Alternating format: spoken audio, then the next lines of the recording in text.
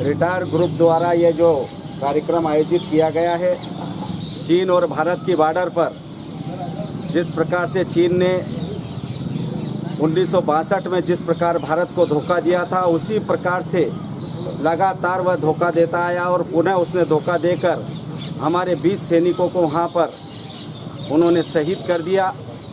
जवाबी कार्रवाई में भी भारत की सेना ने निश्चित तौर पे उनका किया। 50 से अधिक वहाँ के सैनिक मारे गए, परंतु भारतीय सैनिकों को श्रद्धांजलि अर्पित करने हेतु आज के इस कार्यक्रम में उपस्थित पूर्व मध्य प्रदेश शासन में कैबिनेट मंत्री माननीय सुल्तान सिंह जी शेखावत से निवेदन करूंगा कि वे पधारें और दीप प्रज्वलित करें।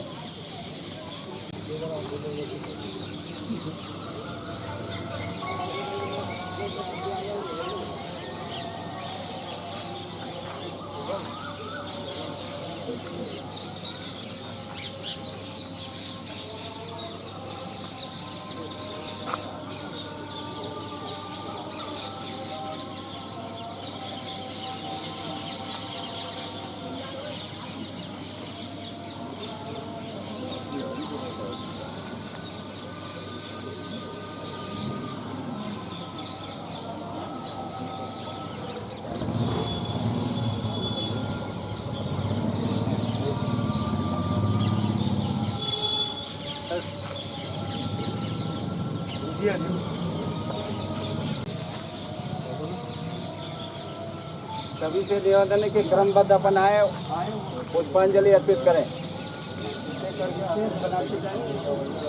सोशल डिस्टेंसिंग का पालन करें।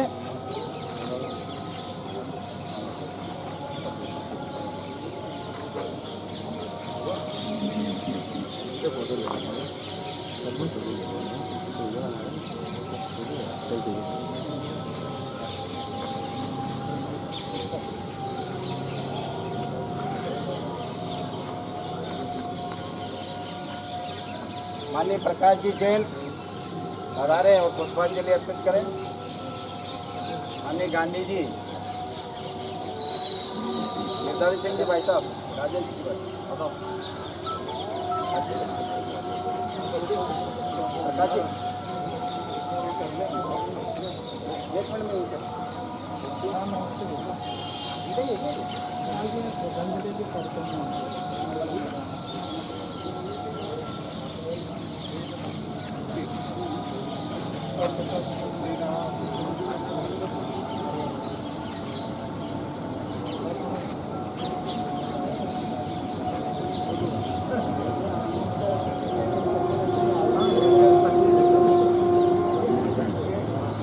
भारत माता की जय।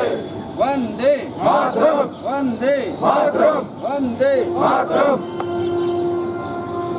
भारत माता की जय। वंदे मातरम, वंदे मातरम, वंदे मातरम। भारत माता की जय।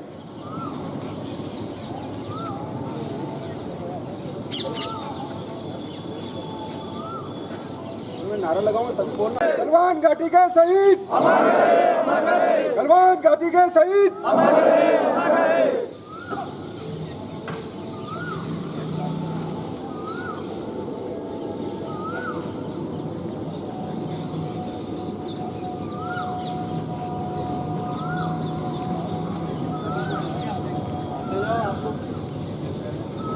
जो बच गया आ जाएगा, एक एक करके। हाँ, आ जाओ, आ जाओ।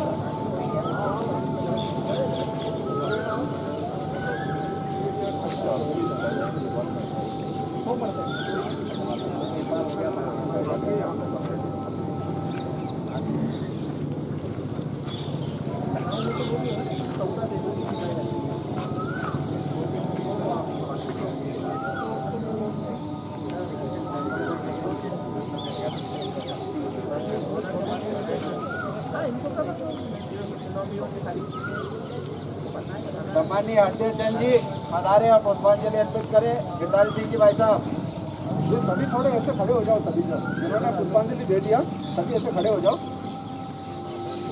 थोड़ा डिस्टेंसिंग का पालन करते हुए।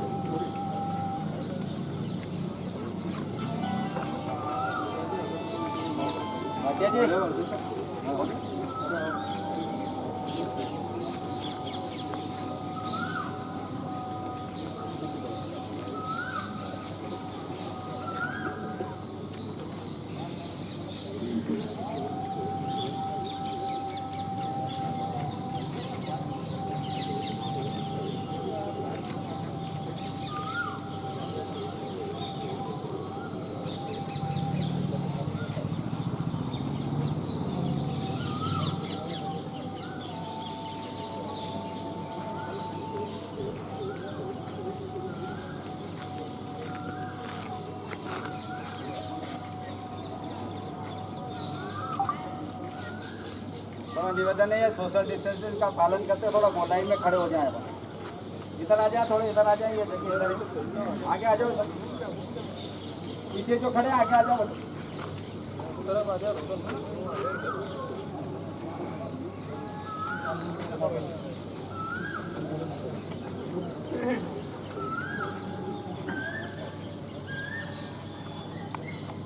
से और बिरला ग्राम क्षेत्र के द्वारा जो हमारे देश के जाबाज जवान जो बॉर्डर पे हमारे देश की रक्षा कर रहे थे, वहाँ पे चाइना बॉर्डर और हिंदुस्तान के बॉर्डर के कुछ विवाद होने के कारण वहाँ पे शहीद हो गए हैं।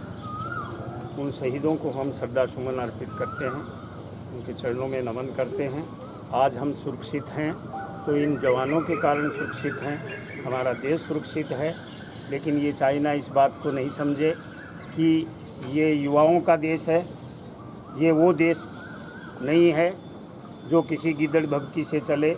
हमारे देश के जवान अपनी सीमाओं के ऊपर 0 डिग्री के अंदर जिस तरीके से मुस्तैदी से ड्यूटी करते हैं और इस देश की रक्षा करते हैं, हमारी सीमा की सुरक्षा करते हैं, उन शहीदों को हम नमन करते हैं जिन्होंने अपने देश के लिए अपने प्राण निछावर कर दिए और नियथे रूप में जो उनके पास हथियार होते हुए भी उन्होंने संधि का कोई उल्लंघन नहीं किया।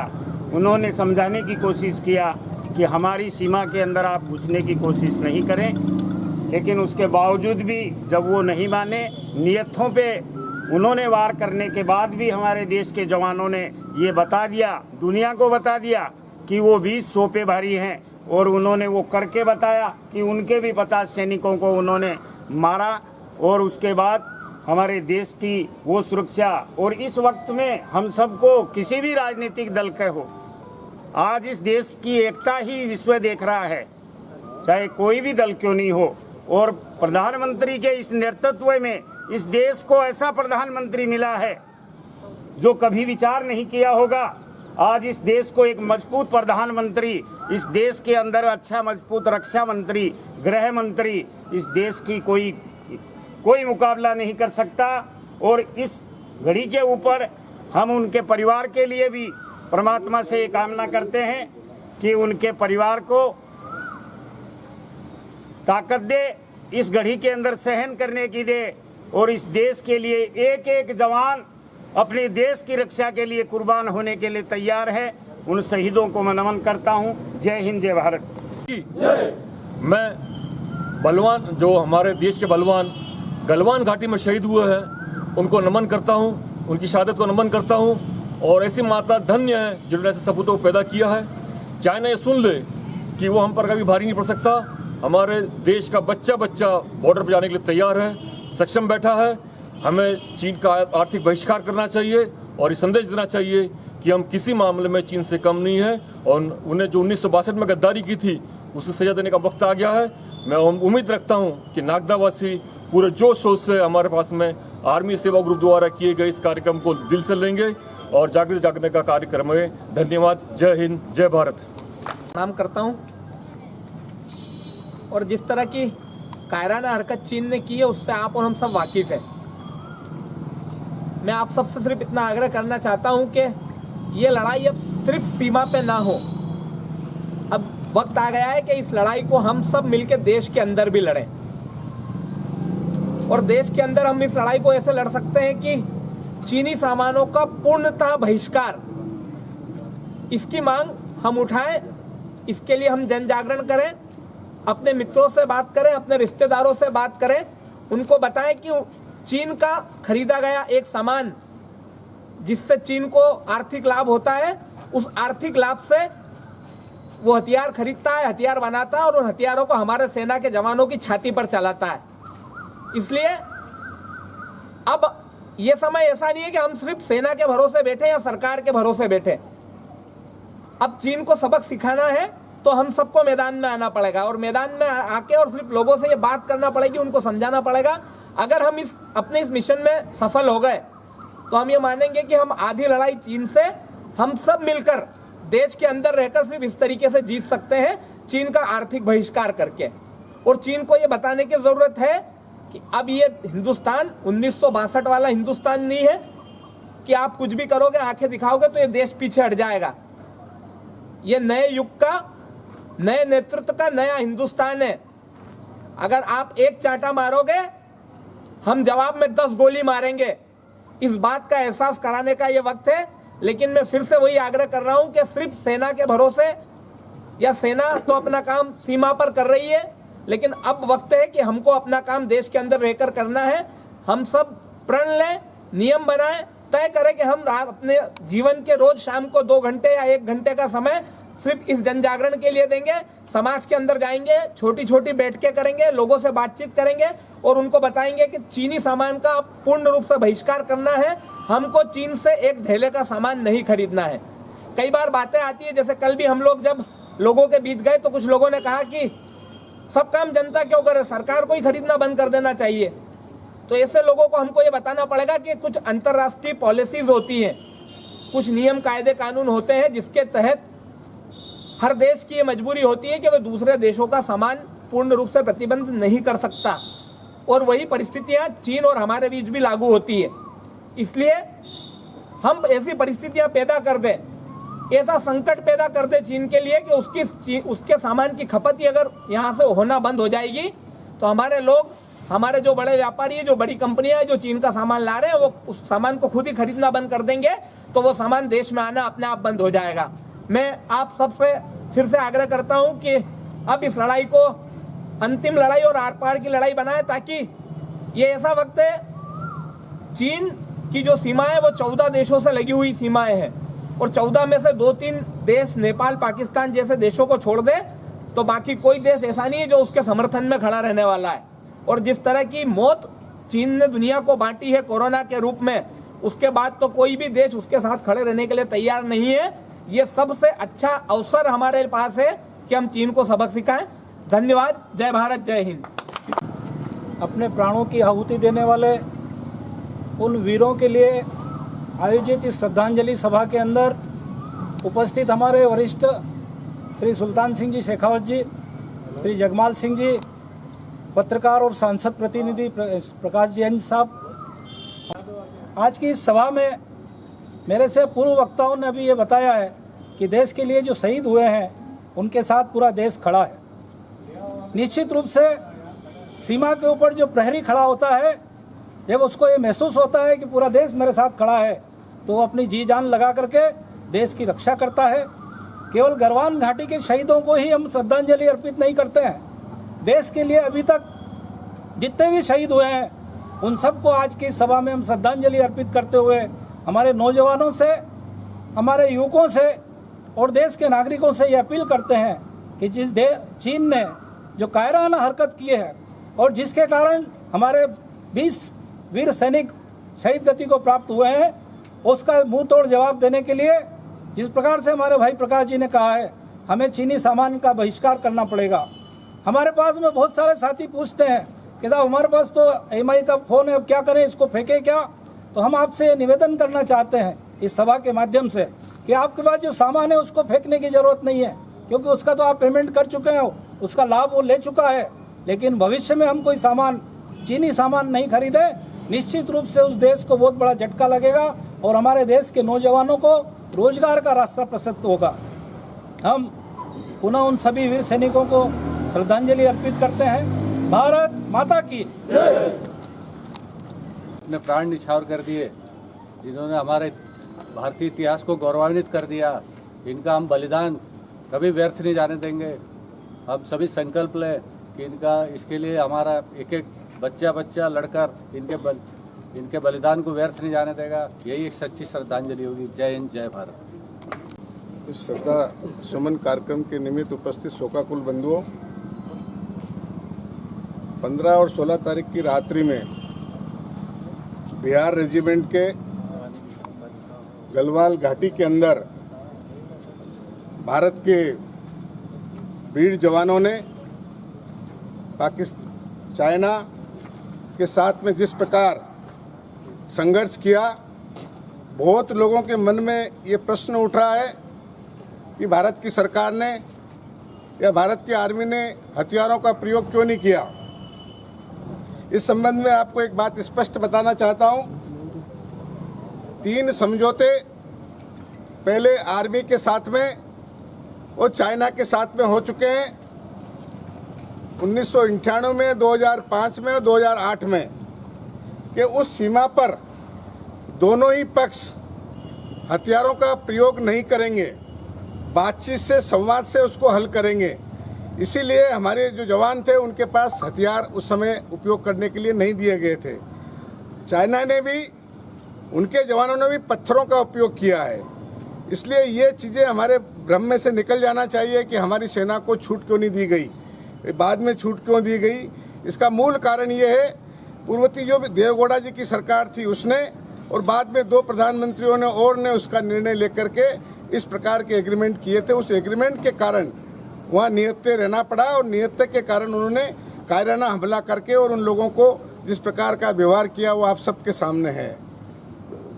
बिहार रेजिमेंट की सेना ने 1962 में भी चीन को सबक सिखाया था, और इसमें भी बिहार रेजिमेंट ने 45 लोगों को तो वहीं पर निपटा दिया, और लगभग 50 लोग और उनके इतने घायल हो गए कि वो अभी भी अस्पतालों में पड़े हैं। पूरी ताकत के साथ में हमारी सेना ने मुकाबला किया। निश्चित रूप से हमारी बिहार रेजिमेंट, हमारी आर्मी, हमारी मिलिट्री को जो शपथ लेती है वो शपथ के तहत अपना पूरा अंजाम देती है। आज के अवसर पर बहुत कुछ कहने के लिए नहीं है, पर इतना जरूर है कि चाइना जिस प्रकार लगातार एक के बाद एक जहर घोलने का काम कर रहा है, पहले कोरोना नाम की बीमारी विश्व के अंदर लाए, और उसके बाद लगातार इस प्रकार की हरकतें चाइना और चाइना पाकिस्तान के द्वारा भी इस प्रकार की हरकतें करवा रहा, बीच में नेपाल के द्वारा भी इस प्रकार की हरकतें कराने की कोशिश की। इन सारी बातों को समझने की आवश्यकता है। और सबसे बड़ी मार होती है आर्थिक मार। आर्थिक मार निश्चित रूप से अगर हम चाइना के सामग्री का बहिष्कार करेंगे, चाइना की आर्थिक मार होगी, और आर्थिक मार होने के कारण वो स्वयं जर्जर होकर के टूट जाएगा। भारत के विदेश मंत्री आदरणीय राजनाथ सिंह जी रशिया गए हैं 3 दिन के लिए। रशिया में विश्व के कई देश ऐसे मिलने वाले हैं। चाइना के खिलाफ आज इस प्रकार की परिस्थिति पैदा हो गई है कि दुनिया के 99% देश आज भारत के साथ में खड़ा है।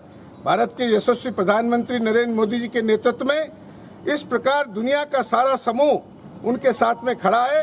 निश्चित रूप से इसका परिणाम आने वाले समय में देखने को मिलेगा। मैं अपनी ओर से, अपने परिवार की ओर से, अपने संगठनों की ओर से इन वीर जवानों को श्रद्धा सुमन अर्पित करता हूं, और अपेक्षा करता हूं कि आने वाले समय में हम सब लोग इनको सच्ची श्रद्धांजलि वही होगी कि हम चाइना के सामग्री का बहिष्कार करेंगे। जय हिंद, जय भारत, भारत माता की। पूरे वक्ताओं ने बताया कि चाइना का सामान का हम बहिष्कार करें। बहिष्कार करने के लिए अपन सब नागरिकों की एक जवाबदारी हो जाती है। इसलिए अपन हाथ यूँ करके एक संकल्प करेंगे। मैं भारत का सजग नागरिक, जिम्मेदार नागरिक, ये प्रतिज्ञा करता हूँ कि केवल स्वदेशी वस्तुओं का ही उपयोग करूँगा, अपने देशभक्ति का परिचय दूंगा, चीनी वस्तु का बहिष्कार करूंगा, देश की आर्थिक उन्नति का संबल प्रदान करूंगा, अपने देश के सैनिकों का सम्मान करूंगा। अपने देश के सैनिकों का सम्मान करूंगा। भारत माता की जय। भारत माता की। वंदे मातरम। वंदे मातरम। भारत माता